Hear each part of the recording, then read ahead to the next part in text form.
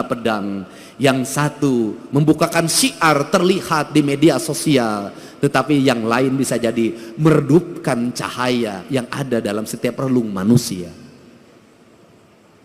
Maka untuk itu tadi saya berpesan, ini bukan forum balapan Formula E, ini bukan forum liga, ini adalah forum spiritualitas. Tidak penting menjadi juara umum, tidak penting. Tidak penting menjadi juara pertama, kedua, ketiga, tidak penting. Tetapi yang lebih penting dari itu adalah Al-Quran masuk dalam cahaya ketua penyelenggara, sehingga ketua penyelenggaranya menjadi adil dalam tindakannya. Al-Quran masuk dalam cahayanya Gubernur Jawa Barat, sehingga Gubernur Jawa Barat bertindak adil dalam kebijakan-kebijakannya. Cahaya Al-Quran masuk ke relung hatinya Bupati, maka tindakannya menjadi adil. Dari gerakan membaca Al-Quran ini, maka terbebaslah orang-orang miskin, terbebaslah anak-anak yatim, terbangunlah peradaban hidup yang silih asa, silih asi, silih asu. Maka disitulah Al-Quran menjadi cahaya. Assalamualaikum warahmatullahi wabarakatuh. Selamat datang di ruang bimbingan rohani dan inspirasi Islam.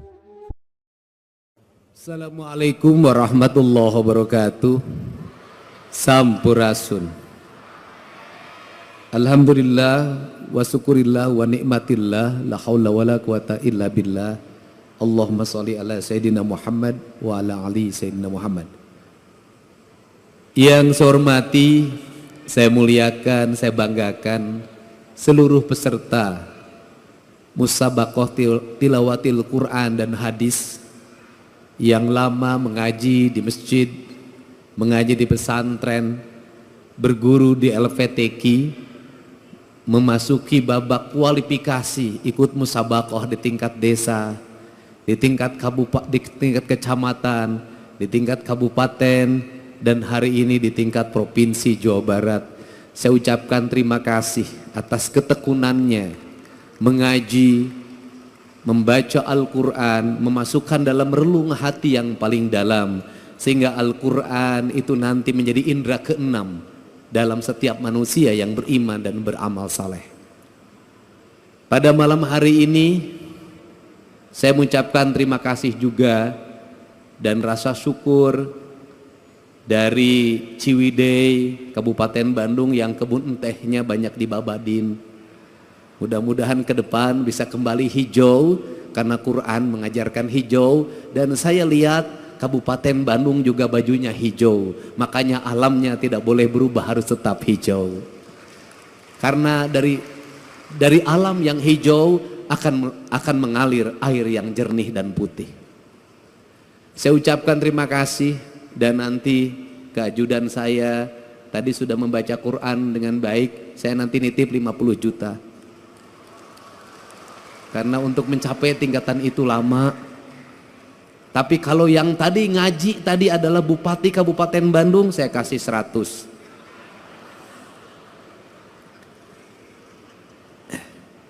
Saya mengucapkan terima kasih juga pada Kang Maman Imanul Haq. Ini tokoh santri yang menjadi politisi yang tetap konsisten pada keislaman dan kesundaan yang saya tahu. Sehingga kalimat kesundaan mohon Pak Kemenag, Pak Kanwil, itu ketika saya wakil bupati dulu, ada dosen Universitas Pasundan bernama Hidayat Suryalaga. Dia menulis terjemah Al-Quran dalam rumpaka Sunda yang sudah disusun dalam bentuk mamaos, dan saya minta di tahun depan itu masuk menjadi salah satu cabang yang diperlombakan, yaitu mamaos dalam bahasa Sunda, tapi isi mamaosnya adalah terjemahan Al-Quran. Saya ucapkan terima kasih juga, karena kalau tidak saya sebut nanti saya dimarahin oleh Pak Bupati. Kang Asep Romli, terus anggota DPR RI juga, keluarga besar, bedas, tepuk tangan, saya ucapkan terima kasih. Saya mengucapkan terima kasih pada Pak Ketua DPRD Provinsi Jawa Barat yang mewakili Pangdam 3 Siliwangi, yang mewakili Kapolda Jabar, yang mewakili Kepala Kejaksaan Tinggi Jawa Barat, yang mewakili Ketua Pengadilan Agama Provinsi Jawa Barat, Ketua Pengadilan Tinggi Provinsi Jawa Barat. Semoga kita semua dalam keadaan sehat walafiat. Saya mengucapkan terima kasih atas kehadiran Ibu anggota Komisi 5 DPRD Provinsi Jawa Barat, Ibu Humaira. Saya ucapkan terima kasih, bajunya putih sama dengan saya.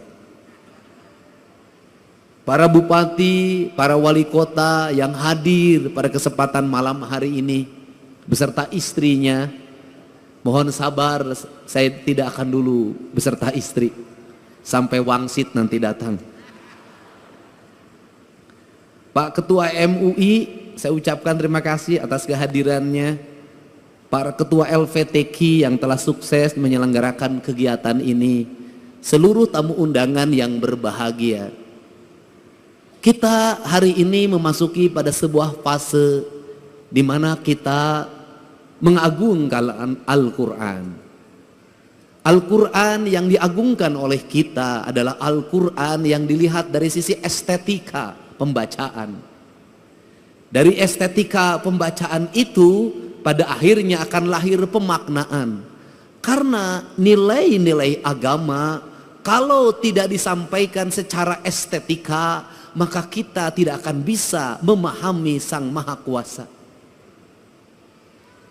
Kita ini sampai hari ini memaknai Allah, sujud pada Allah, itu baru sampai pada tingkat estetika, belum sampai pada tingkat hakikat, pada tingkat makna, pada makom spiritualitas yang tertinggi. Kita baru sampai pada tingkat estetik. Kita tertarik untuk salat dengan khusyuk manakala imamnya berestetika dalam mengimami kita semua. Kita bolak-balik pergi umroh, merasa nyaman sholat di Masjidil Haram, itu karena salah satu faktornya menurut saya, pertama jauh dari rumah sehingga tidak dikejar sama yang nagih utang di depan rumah, meninggalkan pekerjaan-pekerjaan yang ada di rumah, seluruh problem ditinggal semua. Kemudian yang berikutnya juga imamnya memiliki kualifikasi orang yang mumpuni di dalam mengimami kita dalam hafalan Al-Qur'annya. Setelah itu jangan dilupakan, bukan hanya imam, teknologi sound systemnya yang sangat tinggi dan harganya mahal. Kemudian kita seringkali berlaku tidak adil. Berlaku tidak adilnya apa? Seringkali orang-orang yang berdakwah mengejek imam-imam yang ada di kampung kita, yang bacaannya tidak begitu sempurna, qiraatnya tidak begitu menarik. Kemudian juga diperbandingkan dengan Masjidil Haram, tidak adil. Kenapa? Imam di kampung kita, satu, hidupnya bukan hidup dari mengimami. Ngimaman macul terus kah sawah, ngimaman poe pare itu kahujanan, ngimaman pamajikan di imah gogorowokan. Dia tidak fokus menjadi imam. Yang itu yang pertama, artinya dari sisi keikhlasan dia lebih ikhlas dari siapapun, tanpa digaji oleh DKM-nya, tanpa digaji oleh negara. Dia mengabdikan diri secara total menjadi imam, menjadi khotib, mengajar anak-anak di surau, mengajar anak-anak di pengajian-pengajian. Menurut saya bisa jadi yang dekat dengan Allah adalah dia, bukan yang di Masjidil Haram, tanpa membandingkan. Kalau yang di Masjidil Haram berapa gaji dalam setiap bulan? Rumahnya dijaga, kemudian dia spesifikasi imam, kemana-mana didampingi, lebih gagah dari gubernur Jawa Barat. Wajar. Aki-aki di Ciwidey, subuh-subuh kudu hudang, adana gogorok-gokan, nges adan capek-capek wenu datang hiji-hiji acan. Anu tukang umroh ge teu datang di lemur nama rajin soten keur umroh. Kemudian ada satu peristiwa, ini yang adzan di masjid, saking pusingnya ketika adzan subuh tidak ada yang datang, kemudian dia berinisiatif adzan jam 9 pagi. Pada waktu adzan jam 9 pagi semua orang datang, ngamak. Sia gelo, cenah moanya adzan jam 8, ada naon sia teh? Si aki yang adzan jawab, sia anu gelo mah. Ku aing di adanan subuh sia teu datang, di adanan jam 8 sia datang. Artinya bahwa negeri ini tidak kurang orang-orang saleh. Siapa orang-orang saleh? Orang-orang saleh adalah orang yang setiap hari tekun mengajar ngaji anak-anaknya di surau-surau, di tajuk-tajuk, di langgar-langgar. Orang yang tekun setiap hari azan, orang yang tekun setiap hari ngimam, orang yang tekun setiap hari khutbah meskipun jamaahnya terbatas, tapi dia tidak pernah datang ke bupati untuk meminta honor. Itulah orang-orang hebat di negeri ini. Jadi kalau kita ingin minta doa, mintalah doa pada dia, karena dia teruji menjadi orang yang ikhlas dalam hidupnya. Kalau kita ingin mencium tangan, ciumlah tangan dia, karena tangan dia lebih suci dibanding tangan yang lain. Dia mau mengorbankan diri dan waktunya demi peradaban, demi pendidikan, dan demi masa depan. Apa yang hilang di negeri ini hari ini? Yang hilang bukan orang yang hanya tartil baca Quran, tetapi yang hilang adalah tradisi mengaji. Seiring dengan pertumbuhan waktu, maka tumbuhlah di Indonesia modernisasi Al-Quran dengan metodologi pendekatan Iqra. Cara cepat menghafal Al-Quran, cara cepat membaca Al-Quran, prosesnya ditinggalkan. Lahirlah wisuda-wisuda TKA dan TPA di mana baik secara syiar, baik, hebat secara syiar, hebat. Tetapi di balik itu masjid-masjid sepi dari anak-anak mengaji. Tetapi di balik itu surau-surau kosong dari anak-anak mengaji. Tetapi di balik itu mereka tidak mengenal dan tidak dekat dengan masjid. Kenapa? Karena mengajarkan Al-Quran tidak di masjid. Karena mengajarkan Al-Quran tidak di surau. Akhirnya mereka yang penting bisa baca Al-Quran, tapi kedekatan emosi dengan masjidnya hilang. Akhirnya mereka jauh dari masjid. Yang kedua, hilangnya apa? Hilangnya proses. Dulu baca Al-Quran berlatihnya bisa 2 tahun baru bisa, 3 tahun baru bisa, ada yang 5 tahun baru bisa. Lambat sekali. Dari mulai ngeja, kemudian narawas, terus sampai belajar kuro, panjang sekali prosesnya. Dan pada waktu proses belajar itulah dia ke masjid. Dari proses itulah masuk perjalanan spiritualitas, kedekatan guru dengan murid, berlatih membaca Al-Quran, kemudian ada tingkatannya, ada yang levelnya pertama diajar pada level kedua diajar pada level yang ketiga, level ketiga diajar pada level yang keempat. Maka waktu maghrib yang kurang lebih 1 jam itu efektif untuk membangun 3 generasi. Generasi ngeja, generasi narawas, generasi yang kemudian belajar kuro, dan generasi yang lebih tinggi dari itu. Prosesnya berjalan, maka anak-anak tidak lepas dari masjidnya. Kemudian gurunya bukan hanya mengajarkan Al-Qur'annya, gurunya mulai mengajarkan makna. Maka anak-anaknya dilatihlah belajar puasa, belajar tirakat. Maka Al-Quran identik dengan pembelajaran tirakat, pembelajaran puasa. Kemudian pembelajaran tirakat itu apa yang dilahirkan? Maka Al-Quran itu tersublimasi dalam pikiran, dalam relung bawah sadarnya. Karena lahir dalam relung bawah sadarnya, maka ucapannya bisa jadi tidak tartil karena ustadznya ustadz kampung.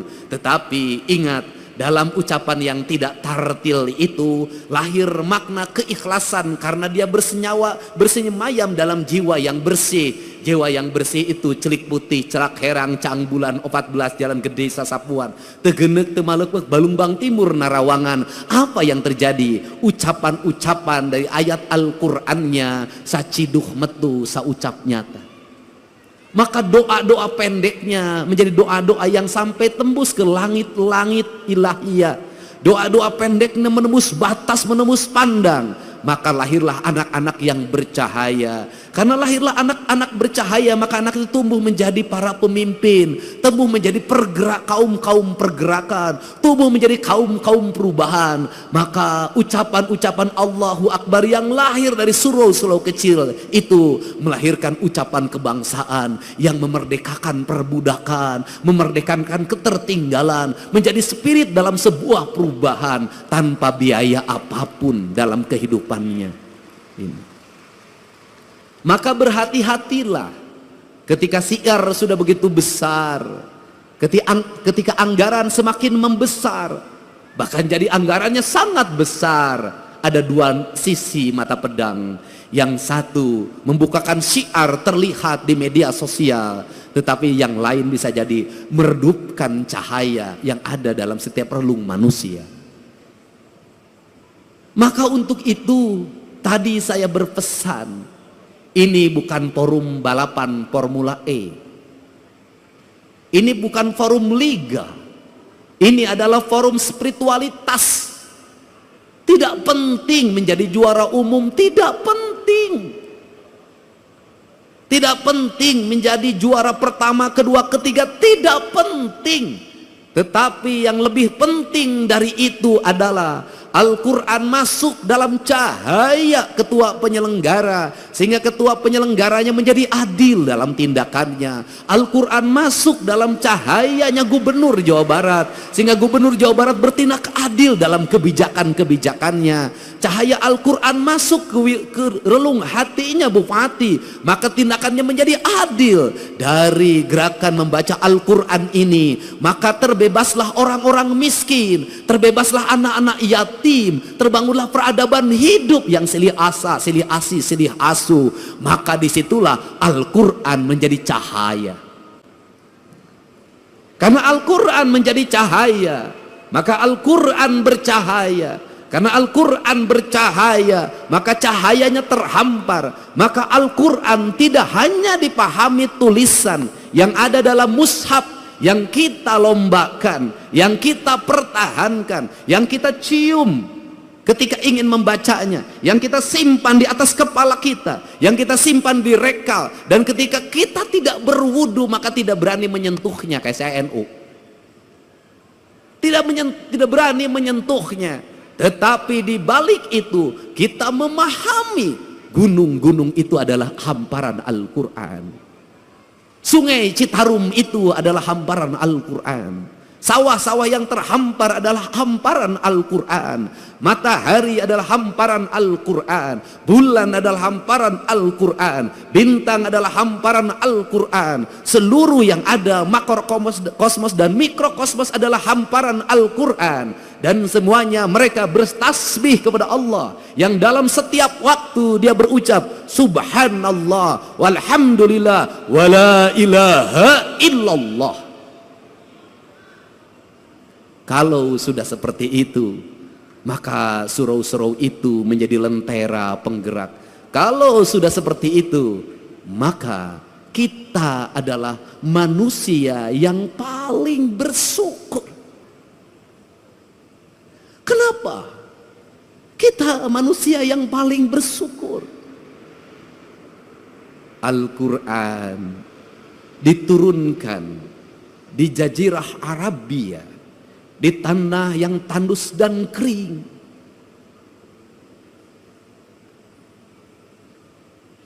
Di mana orang mengalami kesulitan untuk mendapatkan air.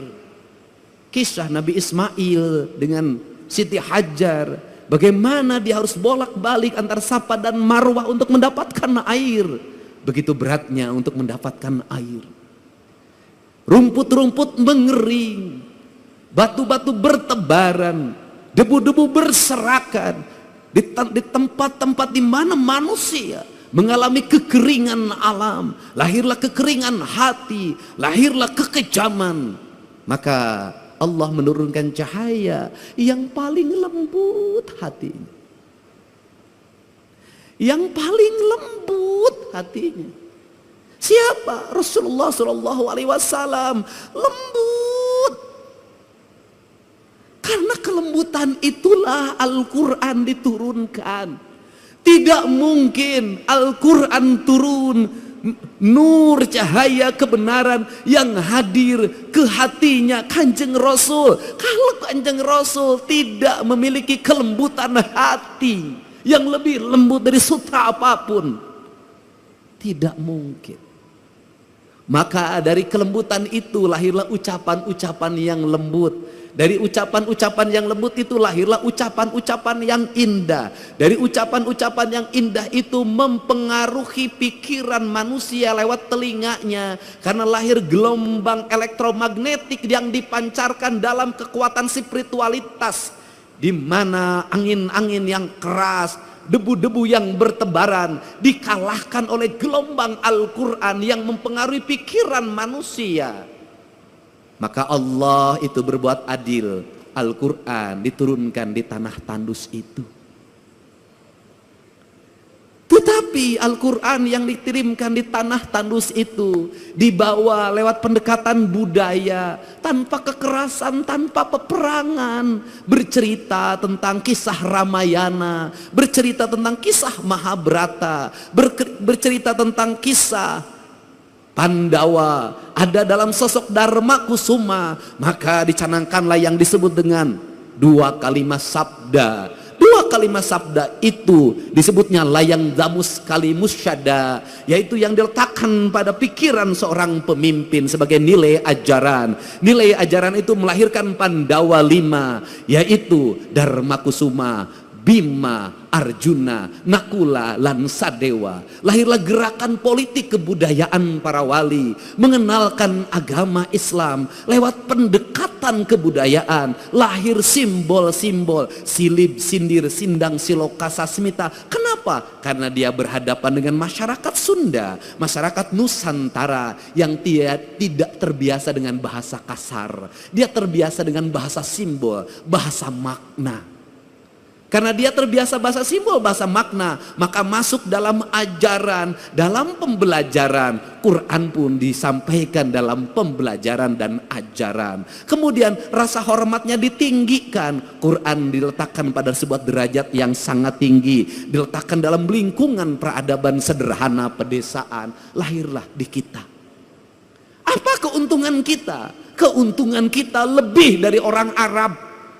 Keuntungan kita lebih daripada jazirah Timur Tengah. Kenapa keuntungannya? Kita mendapat dua. Satu, kita mendapat Al-Quran sebagai sebuah produk nilai ilahiyah yang memiliki nilai estetika yang sangat tinggi. Tetapi juga kita dilahirkan pada sebuah alam Pasundan yang sangat indah. Ketika Quran bercerita tentang air yang jernih di surga, ketika Quran bercerita tentang hamparan gunung yang indah di surga, ketika Quran bercerita tentang buah-buahan yang nanti ada di surga, seluruh cerita-cerita itu sebenarnya adalah realita hidup yang kita dapati. Itulah Ciwidey, itulah Cipanas, itulah Pangalengan, itu realitas dunianya. Untuk itu, karena kita sudah diberi peradaban surga yang nanti akan kita capai surga keabadian, maka pesan saya, kalau mencintai Al-Quran, rawatlah Cipanas sebagai simbol surga kesucian.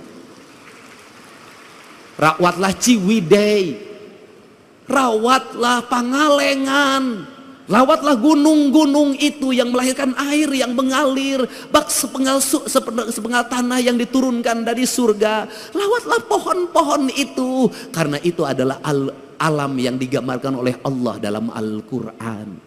Jangan terbalik. Satu sisi kita sangat memaknai Al-Quran dan menghormati Al-Quran sebagai ayat yang tertulis, tapi di sisi lain tangan kita merusak alam, padahal itu adalah ayat yang tidak tertulis. Jadi saya tidak mau lagi dengar ke depan. Mudah-mudahan saya akan berusaha dengar Cipanas, berubah pikirannya menjadi jelek. Dengar Ciwidey, berubah pikirannya menjadi jelek. Dengar pangalengan berubahlah pikiran menjadi jelek. Saya ingin ketika mendengar itu, maka denyut nadi kita berkata, ya Allah, ku dapatkan surga di tanah Sunda. Suatu saat surga itu tetap akan terjaga sampai aku bertemu denganmu di alam surga keabadian. Kemaha indahan. Untuk itu saya mengucapkan terima kasih. Pada hari ini kita bersama-sama memaknai makna-makna Al-Quran, memasukkan Al-Quran dalam relung batin kita sebagai bentuk cahaya atau nur yang menuntun kita dalam indera alam bawah sadar kita. Karena indera alam bawah sadar itu pada akhirnya akan senantiasa menjadi petunjuk, dan petunjuk itu akan lahir bagi orang-orang yang menjaga rasa dan cintanya.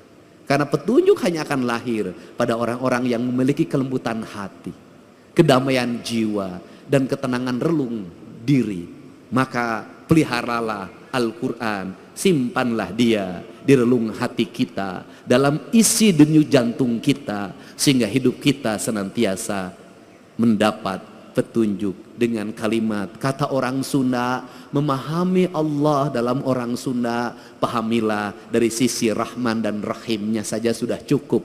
Insya Allah akan hidup tenang, tentram, dan bahagia, walaupun tetap menjadi duda. Saya ucapkan terima kasih. Mudah-mudahan pertemuan ini menjadi pertemuan kebahagiaan, kemuliaan. Dengan mengucapkan Bismillahirrahmanirrahim, Musyabaqah Tilawatil Quran dan Hadis tingkat Provinsi Jawa Barat pada hari ini, hari Ahad, tanggal 15 Juni 2025, dengan resmi saya nyatakan dibuka. Semoga Quran menjadi dasar dalam seluruh pengambilan keputusan bagi para pemimpin. Semoga Quran menjadi dasar bagi ketenangan hidup bagi rakyatnya.